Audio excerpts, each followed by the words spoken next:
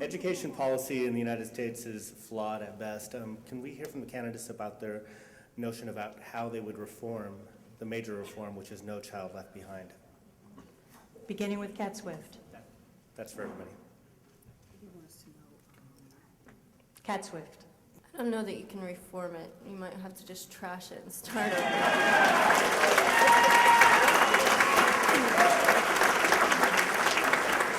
Unfortunately, Mississippi is one of the few states that makes Texas look better as far as education goes.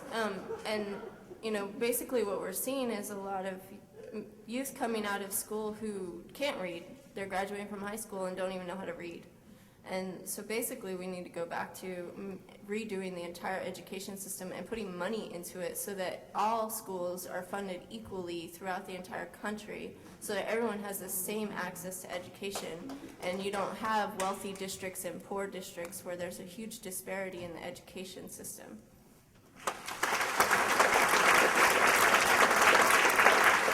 Jesse Johnson. Well, first things first, you brought up hemp there. I was, as a son of a police officer, I know that most police officers wish that it wasn't illegal. It causes more crime by being illegal. It causes more political prisoners, to Brother Jarrett's point. But as far as No Child Left Behind, it leaves all children behind. Its only success is allowing political warmongers inside and having access to our children and program them through free video games, etc., to make war upon their fellow human beings.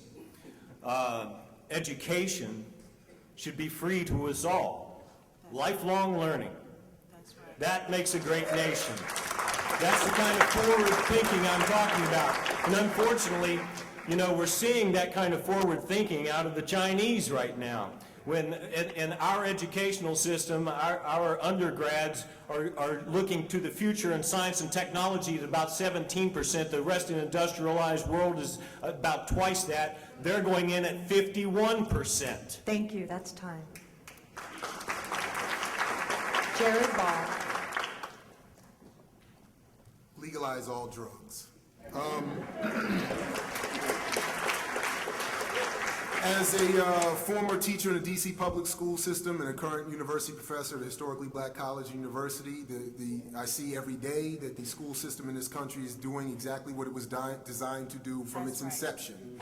As Donald Spivey said, the schoolhouse was instituted to replace the lost stability with the demise of the plantation. Until we properly fund schools, until we reorder the goals of the state, of schools supporting as a supportive institution supporting the state, we will not see any difference whether there's No Child Left Behind or any other non-named system or bill or policy. So we must absolutely, again, use the mechanism of in the electoral politics of the Green Party to have a mass movement that reorders our relationship as a community, as a society, as a nation. All of these other problems will fall in line as a result, and this is one perfect example of that. Thank you. Kent Mesplay. Redo the tax structure, increase teacher pay, support food programs so that kids don't go hungry so that they can learn better. Get away from forcing teaching to the test. I've been a teacher as well. Schools are based on the model of the factory. Going way back, that's what they are, is they're factories.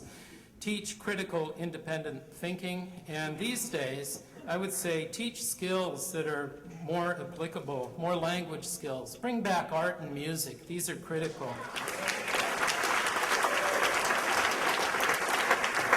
Also help get children reconnected with the earth so that they can understand what really matters. If we don't protect our planet, all of these little small debates are not going to mean very much. Again, global climate change is a serious threat. Thank you.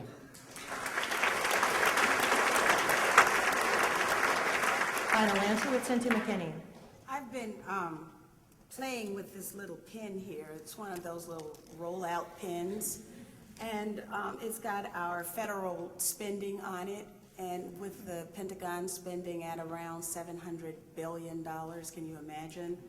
And K through 12 education at like $38 billion, there's something wrong with that. And so obviously, we have to put money into education.